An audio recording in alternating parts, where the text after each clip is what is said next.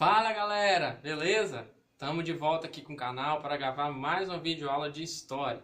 Eu sou o professor Wellington Pestana e iremos junto aqui discutir um tema que você aí adora demais, tem muitas dúvidas, quer saber, sabe? Se tivesse acontecido isso, se não tivesse. Estou falando da Primeira Guerra Mundial.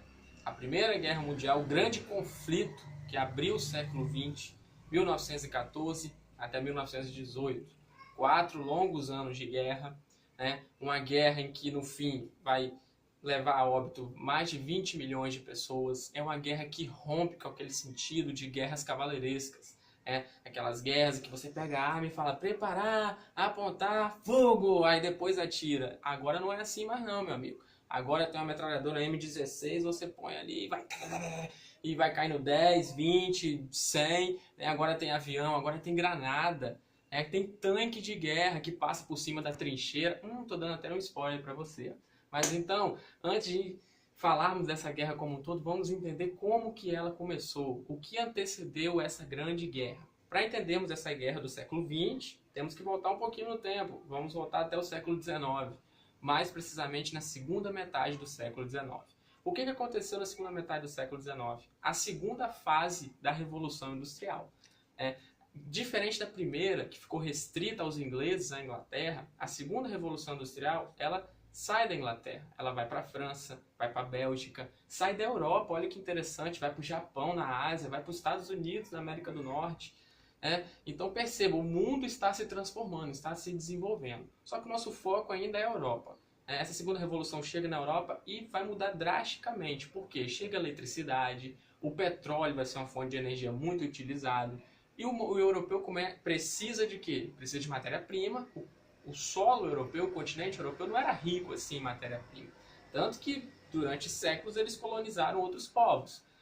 Precisa de mão de obra barata, a mão de obra europeia estava cara, tem movimento sindical. O movimento sindical europeu encareceu o trabalhador europeu, que ele discute, ele briga, ele vai para a rua, ele briga pelos seus direitos. Ele quer uma mão de obra que seja barata.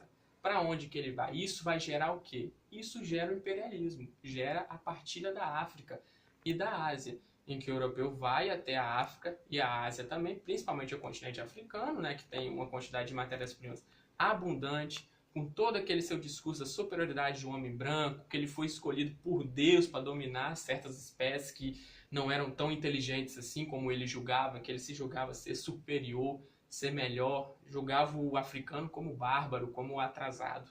Esse momento, nessa segunda metade, essa segunda revolução industrial, ela acabou levando na Europa, surgiu um termo francês, em que é muito mais um estado de espírito do que algo mesmo que estava acontecendo, a Belle Époque. Você já deve ter ouvido esse termo alguma vez quando você estudou na sua escola.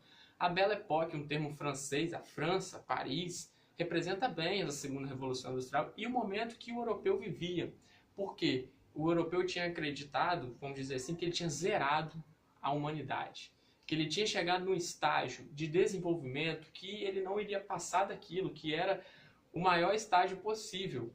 Tinha criado o elevador, a eletricidade. É nesse momento em que vai ser feita a Torre Eiffel, que representa bem esse momento. Grandes exposições. Eu mesmo perdi a conta de quantas exposições que eu visitei pelo mundo. Chicago, Paris, Londres, nesse momento aí. A Torre Eiffel então era representada para mostrar esse desenvolvimento. O carro foi muito utilizado para mostrar esse desenvolvimento que o europeu possuía. Claro, explorando outros povos, outros locais do mundo. E junto dessa Belle Époque, esse estado de espírito, se nós analisarmos, eu te pergunto, o europeu precisava da guerra? Não.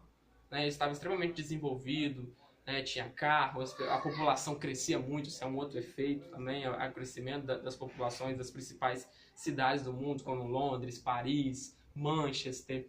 O europeu não precisava da guerra. É tanto que eles não acreditavam que haveria uma guerra. E outra, te digo mais, se houvesse uma guerra, os próprios europeus acreditavam que se chegasse a acontecer, porque segundo ele, guerra era coisa de povo atrasado, de bárbaro, então eles não fariam. Mas se tivesse que o fizer, seria rápida. Por quê? Eles estavam acostumados com as guerras de unificação que haviam ocorrido na Europa, com a Alemanha vencendo em questão de semanas, a Áustria derrotando a França. Aí já tem um outro motivo. A derrota francesa na Guerra Franco-Prussiana criou uma coisa chamada o revanchismo franco-alemão, que é um sentimento também interessante para essa guerra, mas daqui a pouco a gente fala disso. Então o europeu estava acostumado em solucionar suas guerras de uma forma muito rápida. Ele pensou que se houvesse uma guerra seria de uma forma. É por isso que ele acreditou que seria resolver. É tanto que quando a guerra se inicia, me lembro bem, o Kaiser Guilherme II chega em Montick, comandante alemão das tropas alemãs, e pergunta: meu general, você acredita que essa guerra irá durar quanto tempo? Ele disse o seguinte, estava mais ou menos em agosto para setembro, ele disse: acredito, meu Kaiser, que até o Natal todos estarão em casa. Eu acho que ele errou, né? Porque não foi no Natal de 14, nem no Natal de 1915, nem no 16, nem no 17. A guerra vai se estender por 4 longos anos. Mas dando essa introdução para vocês aqui, que vocês viram que a Europa vivia a Belle Époque, estava extremamente desenvolvido, carro, elevador, cidades crescendo, exposições pelas principais capitais europeias para representar esse desenvolvimento europeu, você viu muito bem que não precisava haver guerra. Porém, meu amigo, ao mesmo tempo que eles acreditavam que não haveria uma guerra, todo mundo tinha um plano de guerra. Todo mundo estava preparado para um eventual conflito, apesar deles acreditarem que não aconteceria. Por isso que é comum também você encontrar nos livros, você encontrar em alguma explicação que a Europa era um barril de pólvora, né? Quem riscar o fósforo e jogar, explode. Porque, apesar de não ter essa crença, todo mundo tinha um plano de guerra. Metralhadoras tinham sido construídas, granadas, os aviões que vão ser muito utilizados na guerra. Claro, aviões muito frágeis, que às vezes você fazia o piloto fazia uma manobra com o avião, ele se despedaçava no ar, mas ainda tinha, né? Enfim, então tanques de guerra também serão feitos, que serão muito importantes, né? Principalmente com os ingleses, são os ingleses que dão início à questão dos tanques de guerra. Então, isso vai acabar levando o quê? A choques imperialistas. Porque lá atrás, quando houve a partilha da África, os alemães eram governados pelo Kaiser Guilherme I. Ele não se demonstrou interessado nas colônias, porque ele queria primeiro desenvolver a Alemanha. Porém, meu amigo, no início do século XX, né, no finalzinho do século XIX, o Kaiser morre e vai assumir o Kaiser Guilherme II, que é totalmente diferente. O Kaiser Guilherme II vai começar a reivindicar várias colônias que a Alemanha lá atrás não quis, né, ou melhor, que não quis participar de uma forma mais efusiva para poder ter posse. Então ele começa a reivindicar. Isso vai levar a choques imperialistas. A Alemanha com os ingleses, com os franceses, como eu disse, tem um revanchismo franco-alemão aí que vai ser cada vez mais acirrado. Então esses choques imperialistas começam a se tornar comuns. Isso leva ao quê? A cada um ter um planinho de guerra engavetado.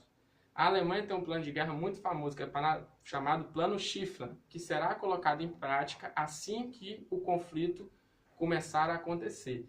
O que consiste esse Plano Schieffelin? É um plano que a Alemanha tinha o objetivo e vai fazer de atacar ao mesmo tempo tanto a Rússia como a França, de forma que ela conseguisse dominar as duas. Vai pôr em prática esse plano. Por outro lado, os franceses também tinham um plano, o Plano 17. Né, que eles se viam a todo momento preparados para um eventual conflito com os alemães. Então perceba, ao mesmo tempo em que eles não querem uma guerra, todo mundo tem um plano de guerra engavetado. Porque querendo ou não, esse imperialismo leva a esses choques imperialistas, disputa por colônias, por territórios, por matérias-primas. E veja bem, outro ponto interessante que não é muito falado é que tinha um pensamento muito feudal na Europa. Como assim? Tinha uma classe feudal. A Europa, se tinha 3 repúblicas, era muita coisa. Era o quê? Eram muitos impérios. Império Austro-Húngaro, Império Alemão, sabe? Então era governado por monarquias que tinham em si um pensamento feudal. Que pensamento feudal que é esse? Muitas dessas monarquias tinham o seguinte pensamento, que uma guerra, muitas das vezes, é a solução para um certo problema. Então, se você entra em guerra, é um pensamento muito medieval. Você resolve o problema com o seu inimigo, com o seu vizinho. Tá? E, junto disso, um outro pensamento feudal, que ainda existia nesse século XX, era o seguinte, que a guerra pode ser a solução para problemas internos. Porque uma guerra tende a unir um povo. Um povo pode estar passando por uma crise muito grande em um certo país. Se há uma guerra contra um outro país, tende a haver uma união e você deixar de lado certos objetivos. É tanto que o movimento socialista, por toda a Europa, se enfraquece nesse momento, porque o sentimento nacionalista é maior. Nacionalismo, outra coisa que iremos analisar em alguns instantes, que é um ponto decisivo para essa guerra, se não o maior, junto com a política de alianças secretas. Então, só para encerrarmos esse ponto, esse emplaçamento dessa classe feudal, dessas monarquias europeias, também é um ponto, é uma causa para a guerra, em que você ir à guerra pode ser a distração para os problemas internos. Que problemas internos aí? São problemas sociais, problemas políticos, econômicos. A Europa vivia esse esplêndido, mas tem pobreza também, tem pessoas que não têm acesso a terras, que não têm direito de trabalho. Enfim, vamos chegar agora a um outro ponto interessante, que foi um grande motivo para essa guerra também. A diplomacia secreta. O que é isso? As alianças secretas. Você sabe muito bem, a guerra se dividiu em dois blocos, Tríplice Entente e Tríplice Aliança. A Tríplice Entente, de início, se chamava Entente Cordiale, que era o quê? Um acordo cordial entre franceses e ingleses, que no início do século XX vão se aproximar com medo do avanço alemão. Veja bem, a Alemanha virou país em 1871. E em 1871, somente que ela virou país como vocês conhecem hoje. Antes disso, era uma série de feudos. França e Inglaterra são países há muito tempo, há séculos. E no início do século XX, a Alemanha já produzia mais ferro e mais aço do que a Inglaterra. Então, começou a apresentar aí um perigo para os ingleses. Tá? Então, França e Inglaterra começaram a se aproximar, fizeram a entente cordial. De um outro lado, a Alemanha se aproximou de quem? Do Império Austro-Húngaro. O Império Alemão vai se aproximar do Império Austro-Húngaro. Tá? Nesse meio tempo, quem vai entrar nessa entente cordial, a Tríplice Entente? A Rússia. A Rússia fará parte da Tríplice Entente. Então, de um lado formou Inglaterra, França e Rússia. Do outro lado tinha a Alemanha, Império Austro-Húngaro e a Itália. Só que a Itália, meus amigos, não é uma força significativa. É tanto que ela muda de lado. Ela estava do outro lado, só que em acordo defensivo. Como assim? Eu só participo de uma eventual guerra se a Tríplice Entente nos atacar primeiro. Tá? Então a Itália fica desse outro lado. Vamos analisar um outro ponto bastante importante aqui para a eclosão dessa guerra, para irmos para o início dela, que é o quê? O nacionalismo exacerbado. Tá? Eu vou destacar aqui um nacionalismo em questão, que é o chamado pan-eslavismo. O pan-eslavismo prega a união de todos os povos de língua eslava, que era encabeçado por quem? Pela Sérvia, com apoio russo. Tá? A Sérvia tinha o objetivo de fazer a Grande Sérvia. Tá? O que vai acontecer? No fim disso tudo, isso se torna um estopim para a guerra. Por quê? Ali na região dos Balcãs, a região balcânica da Europa, ali no sudeste europeu, tem essa região balcânica, que é onde está a Rússia, Sérvia, Albânia, Bulgária, Hungria, Romênia, essa série de países. O que vai acontecer? Os sérvios vai ter uma série de guerras chamadas guerras balcânicas. Eles vão vencer muitos desses países, seu território dobra de tamanho. Quem não vê isso com bons olhos? A Áustria. O Império Austro-Húngaro, que era bastante forte naquela região, não vê com bons olhos o crescimento dos sérvios. Isso vai entrar numa crise ainda maior quando a Bósnia é anexada pelos austríacos. A anexação bósnia pelos austríacos gera uma crise, porque dentro da Bósnia tinha muitas populações dessa língua eslava.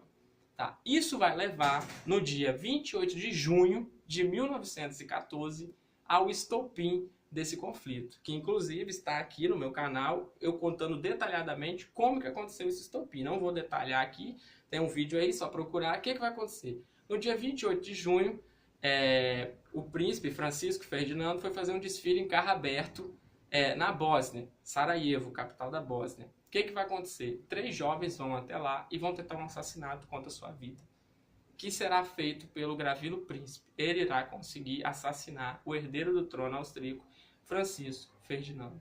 Pronto. Tá aí o que você não queria. Está iniciado a Primeira Guerra Mundial. Mas fica aí que eu já volto para falarmos sobre as fases dessa guerra e o seu desfecho.